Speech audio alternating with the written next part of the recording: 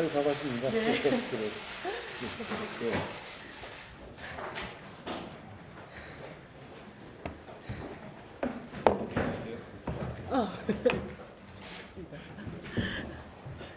예. 네.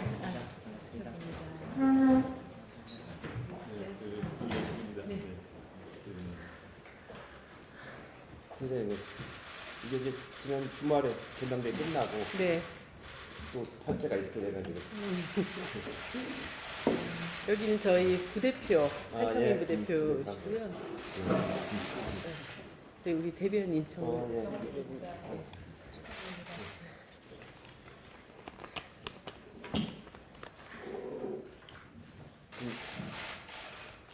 지금 아주 중요한 시기라서 경제 문제도 어렵고 남북관계도 아주 미묘하고 그래서 여야 간에 서슴찮아야도 대화를 잘 해서 끌고 나가야 되는데 정의당이 그래도 그동안에 많이 도와주셔가지고 여러 가지 중요한 일들을 이제 할 수가 있습니다. 그래서 정의당 선도적인 역할을 많이 해주시기 바랍니다. 네. 이번 아무튼 일단 먼저 대표님 축하드립니다. 네. 굉장히 오랜 선거운동 기간 동안에 많이 힘드셨을 텐데 앞으로도 또 건강 잘 이렇게 힘드시면서 당을 잘 이끌어 가실 거라고 생각이 들고요. 제가 이제 보면서 영화 베테랑이라고 있습니다. 네. 더불어민주당 당원들께서 베테랑의 귀환을 바라고 있었구나 이런 생각이 들었습니다. 문재인 대통령 취임사에 이 정부는 민주당 정부다 이런 말씀을 하신 바가 있습니다. 그리고 1년 넘게 온 국민이 바랬던 적폐청산이라든가 남북관계 개선이라든가 이런 점에서 굉장히 청와대와 정부가 힘을 많이 쏟았다라는 것도 제가 잘 알고 있습니다. 그런데 이제 바야흐로 우리 국민들의 먹고 사는 문제를 챙기는 어떤 그런 시즌으로 들어왔고 이 정부가 추진하고 있던 3대 경제 정책이 있습니다. 아시겠지만 뭐 소득주도 성장, 혁신 성장, 그다음에 공정 경제라고 하는 이 3대 축이 제대로 잘 가동되어야 할 이제 그런 시점이기 때문에 이제는 청와대나 정부의 어떤 정치를 뛰어넘어서 바야흐로 어떤 정당과 정치의 계절이 오지 않았는가. 그래서 이 국회 안에서의 정당 간의 협치와 협력, 이것이 어느 때보다 좀 중요한 시점으로 넘어가고 있다 이런 생각이 듭니다. 예를 들어서 지금 소득주도 성장이 연일 굉장히 많이 집중 포화를 받고 있지 않습니까? 거기에는 보수 야당과 또 일부 보수 언론과 그리고 재벌이라고 하는 이 3대 축이 엄청난 이제 가동을 하고 있다 이런 느낌을 저는 받았습니다. 그런 점에서 어떻게 보면 소득주도 성장을 제대로 밀고 나갈 수 있는 경제 생태계를 제대로 민주화시키는 일이 좀 너무나 더뎠기 때문에 이런 공격 앞에서 조금 이렇게 속절없이 정부가 많이 당하고 있지 않았는가 이런 생각도 들었습니다. 다행히 지난 주말에 대통령께서도 또 장하성 실장도 직접 나와서 소득주도 성장에 대한 기존의 정부 정책은 변함없이 더 힘차게 추진하겠다라는 그런 말씀을 하셨기 때문에 이런 부분들이 잘 가동될 수 있도록 이것이 이제 법과 제도가 뒷받침되어야 되기 때문에 국회가 이것을 뒷받침할 수 있는 노력들을 해야 되고 저는 사실 대통령께서 뭐 민주당 정부라고 얘기를 했지만 정의당은 일관되게 이 정부는 촛불 시민들의 뜻을 성공시켜야 될 그런 사명이 있는 정부이고 그 점에 있어서는 민주당 못지않게 정의당이 그 성공을 위해서 모든 책임을 다할 것이다라고 하는 그런 사명의식을 갖고 있었습니다. 그리고 그 점을 앞으로 이제 대표님께서 잘 알아주셨으면 하는 그런 바람을 좀 말씀을 드립니다. 경제갑질을 민주화시키는 것만큼 중요한 것이 정치갑질 문제를 해결하는 것이라고 저는 생각합니다. 그 점에 있어서 이 경제개혁, 경제민주화만큼 정치개혁, 특히 정치개혁의 핵심이라 할 수 있는 선거제도 개혁이라고 하는 부분들을 이 20대 국회에서 반드시 실현시켜야 된다. 제가 여러 차례 좀 주장을 드렸는데요.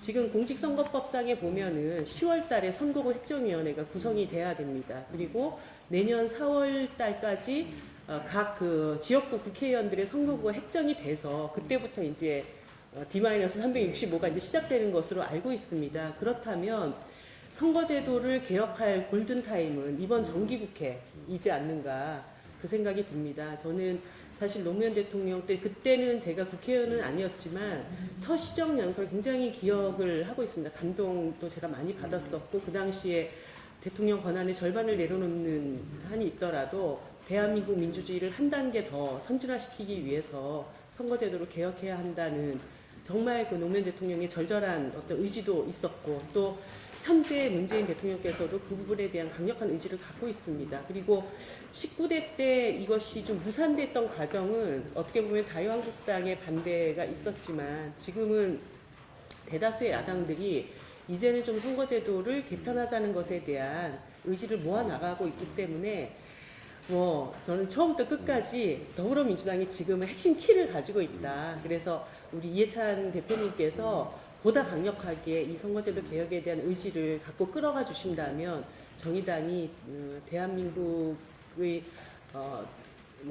정치개혁의 새로운 막을 여는데 모든 것을 다 협력할 태도를 갖고 임하겠다라는 그런 약속을 드립니다. 마지막으로 제가 오늘 아침에도 잠깐 말씀드렸지만 폼페이오 장관 방북 취소로 이것에 대해서 우리가 굉장히 신중하게 대처해 나가야 되지만 또 너무 호들갑을 떨면서 뭐가 큰일이 난 것처럼 이렇게 해서도 안 된다고 봅니다. 이럴 때일수록 정부가 중심을 잘 잡고 중재자 촉진자로서의 역할들을 잘 밀고 나가야 하고 또 이때까지 남북관계를 푸는데 너무 대통령 어깨에만 너무 무거운 짐을 많이 우리가 놓아드렸습니다. 그렇기 때문에 국회가 이 짐을 나눠 가지고 이제는 역진 불가능한 평화의 어떤 시간표를 향해서 가야 되고 그 점에서 제가 사실은 남북 국회의담도 일찌감치 좀 제안을 드린 바가 있는데 대표님께서 또 그 부분을 굉장히 강조하셨기 때문에 이럴 때야말로 평화 협치를 잘 가져나가야 할 그런 시점이라고 봅니다. 대표님이 그동안 갖고 계신 경륜과 노하우, 지혜 이런 것에 대해서 정의당이 굉장히 많은 기대를 가지고 있고 이 정부가 정말 국민들이 바라는 개혁의 요구를 잘 실현해 나가는데 뒷받침이 될 수 있는 그런 협력 관계를 앞으로도 잘 만들어 나갔으면 하는 바람입니다. 네. 그래요. 저는 전에 이제 정의당 이전 그 진보 진영하고도 여러 가지 연대를 하는 역할을 좀 많이 해왔고요. 또 그 과정에서 이제 서로 간의 이해를 충분히 했고 또 최근에는 이제 정의당이 문재인 정부 들어와서 여러 가지로 많이 지원도 해주신 것 잘 알고 있고요. 경제 상황은 지금 어차피 지금 그 잠재 성장률 자체가 많이 떨어져 있어가지고 금방 회복되지 않거든요. 어떤 경제를 하더라도 혁신 경제를 한다고 해서 금방 회복되는 건 아니고 그러니까 두 가지가 이제 조화롭게 이제 가야 이제 시간을 가지고 이제 해결을 해야지 그냥 경기 부양책으로 해서는 저는 안 된다고 보고요. 어렵더라도 경제 체질을 강화시키는 쪽으로 가야 된다고. 어제도 이제 이낙연 총리하고 만났는데 그걸 강조해서 말씀드렸고요. 네. 남북 관계도 지금 제가 파악한 거로는 되돌아가는 건 아니고 앞으로 빨리 못 간다는 거지. 기본적으로 김정은 위원장이 경제 성장을 위해서 비핵화는 감수하겠다라는 입장을 하기 때문에 다만 협상이 잘못돼가지고 이게 잘못되는 자기들 체제가 무너지는 그런 부담을 갖고 있는 거라서 굉장히 조심스럽게 미국을 대하고 있는 것 같고요. 정치적인 선거법 개정 같은 경우도 결국은 정당 지지율만큼 의석으로 반영되지 않는데도 오는 그런 문제점들이거든요. 이거는 이제 개헌하고 연계시킬 수도 있고 시키지 않고 단독으로 할 수도 있고 이제 그런 건데 좀 더 막상 안에 들어가 보면 좀 복잡합니다. 결론은 이제 지지율만큼 의석으로 반영돼야 되는 게 당연함에도 불구하고 우리 같은 경우는 이제 비례대 의석수가 적다가 보니까 그게 나올 수가 없게 돼 있는 그런 구조라서 좀 더 정계특위 같은 데서 좀 더 협의를 해가지고 어느 쪽인가는 양보를 해야 되는 그래야만 해결될 수 있는 거거든요. 그런 것들을 좀 협의를 해서 제 개인적인 생각으로는 4년 연임 대통령제가 유지가 된다면 내각제나 그런 게 아니고 된다면 저희 당으로서도 여러 가지를 고려를 해야 된다 이렇게 생각을 하는 거거든요. 그래서 차차차 지금 논의를 해가면서 그런 뭐 들어가 보면은 꼭 못할 일은 아니거든요. 네. 열심히 이제 하면 되는 거고요.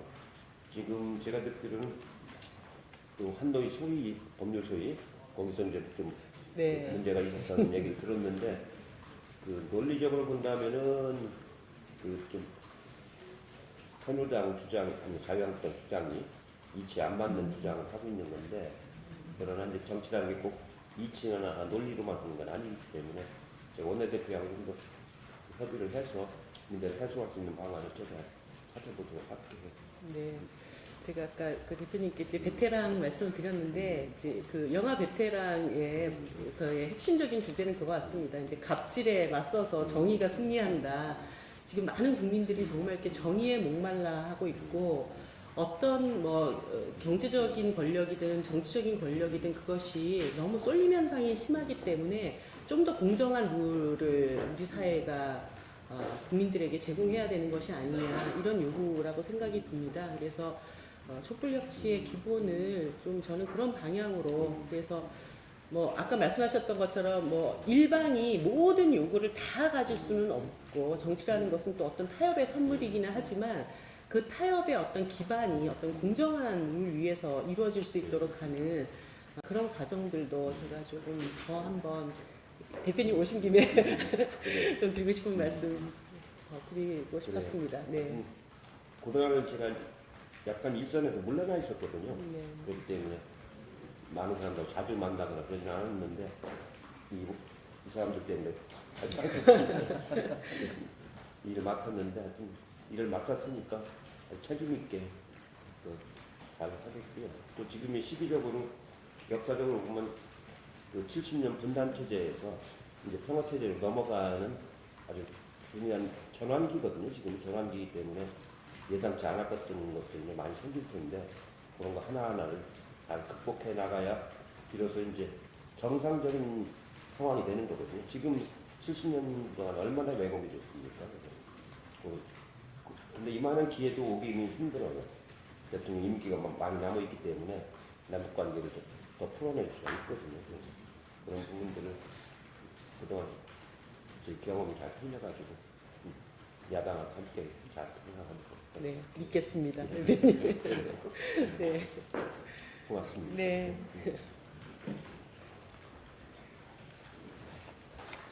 네. 예, 다시 뵙겠습니다. 그래요. 자, 같이 오세요.